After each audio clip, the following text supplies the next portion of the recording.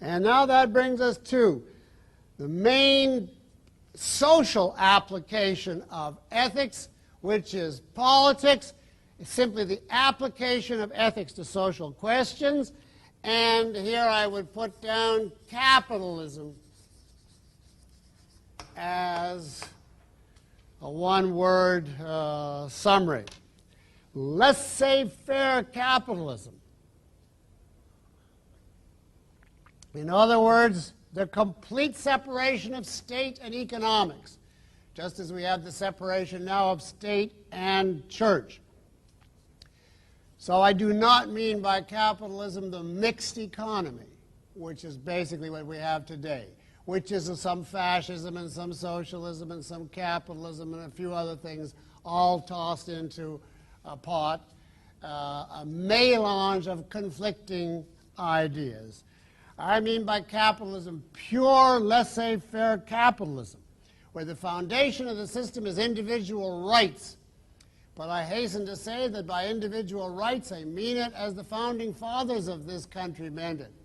I do not talk about the rights of an embryo, only of human beings once they're born. And I do not offer them the right to a trip to Florida, a guaranteed job, guaranteed hospital bed, daycare, night care, etc., etc., etc. They have only got the right to life, liberty, the pursuit of happiness, and property. The property they can earn by their own effort. And we say that the function of government should be to protect these rights and only these rights. How can you violate these rights? What does the government have to protect us from? Basically, there's only one way to someone to take away your life, your liberty, your property, and that's to initiate physical force against you. Steal your property, tie you up, stab you in the heart, etc. There's an indirect form of force, which is fraud, where I rook you out of your property by misrepresentation, so you're still doing it against your will. The government, for an objectivist society, is strictly an agency to bar the use of physical force, direct or indirect, and thereby to leave each individual secure in the knowledge that what he achieves by his own effort is his. He is completely, his rights are inalienable within his own sphere. No one and no group can interfere.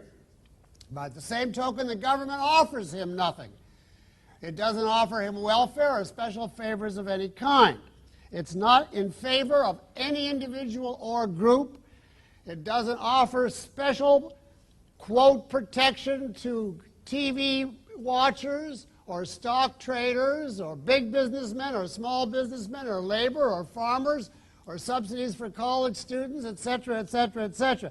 Laissez-faire means hands off, leave us alone. No welfare state, no Social Security, no Medicare. What would there be then under capitalism? Three main agencies of the government. The police, to protect the citizens from domestic criminals. The military, to protect the citizens from foreign aggressors. And the court system, so that citizens would be able to resolve disputes in a civilized, rational fashion without the need to have recourse to war in the streets, which would be back to the rule of force. Now, we hold that only this, quote, extreme, in other words, consistent an approach to government can or ever has or ever will work. If you try to mix this approach with some elements of government control, as we have today, and of course the government controls have been growing and growing, we hold that the end result of this mixed economy is got to be dictatorship. Not in the sense that it's inevitable, but it is inevitable if the country doesn't change its direction. The mixed economy tells you the government can step in on behalf of some group and give them a favor, of course, which makes all the other groups hurt because that favor had to come from them, since the government produces nothing. It can just hurt one group in order to help another. So that group clamors for some more controls, handouts, or whatever, and then another group does. This has been the history of the United States for well over 100 years. And if you look at the whole history, you'll see that every set of controls has necessitated further controls and further controls. And today, our political movements don't even question that we need more and more controls. They simply divide over which controls should come next. The liberals, for instance, tell us we need more and more economic controls, but let's not have spiritual or moral controls. And the conservatives say, no, we need economic freedom, but we need more controls over thought. We have to legislate against obscenity. We have to legislate against abortion. We have to mandate prayer in the schools. We have to teach creation as on a par with the theory of evolution. So the conservatives are actually worse from the point of view of injecting the government into intellectual, ideological matters and trying to mandate a viewpoint down the throats of helpless young students.